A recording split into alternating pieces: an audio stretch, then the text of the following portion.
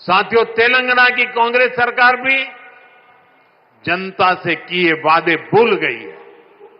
वहां कांग्रेस, वहां की सरकार जंगलों पर बुलडोजर चलवाने में व्यस्त है।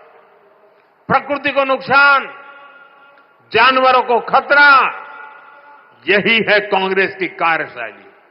ఈసార్ ప్రాంతంలో మాట్లాడుతూ తెలంగాణ ప్రభుత్వం గురించి యాదికి చేసుకుంటూ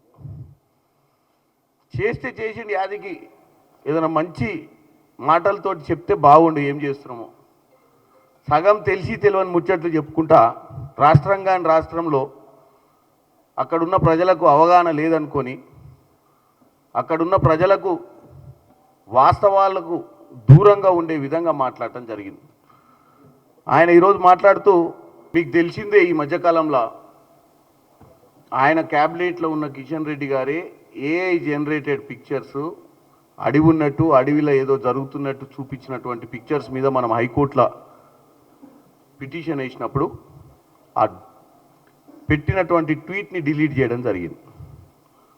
అంటే అవాస్తవాలను ప్రచారం చేస్తుర్రు అన్న విషయాన్ని కోర్టులో పిటిషన్ దాఖలైన తెమ్మటే కిషన్ రెడ్డి గారు ఈ యొక్క దుష్ప్రచారం వల్ల నష్టం జరుగుద్ది, ఆయన మీద కూడా కేసులు కట్టే ప్రయత్నం చేస్తారేమో ప్రభుత్వం అన్న దాంతో ఆయన డిలీట్ చేసిండు.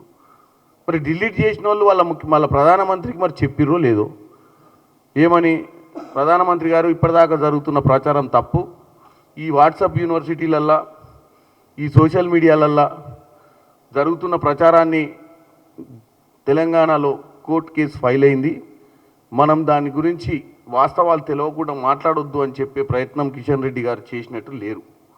సరే, ప్రధానమంత్రి గారు ఏం మాట్లాడారో నేను చూడలేదు, కానీ తెలంగాణ రాష్ట్రం ఎక్కడ అడవుల్ని నరికేసే పరిస్థితి లేదు, ఏ జంతువుల్ని చంపదు కూడా.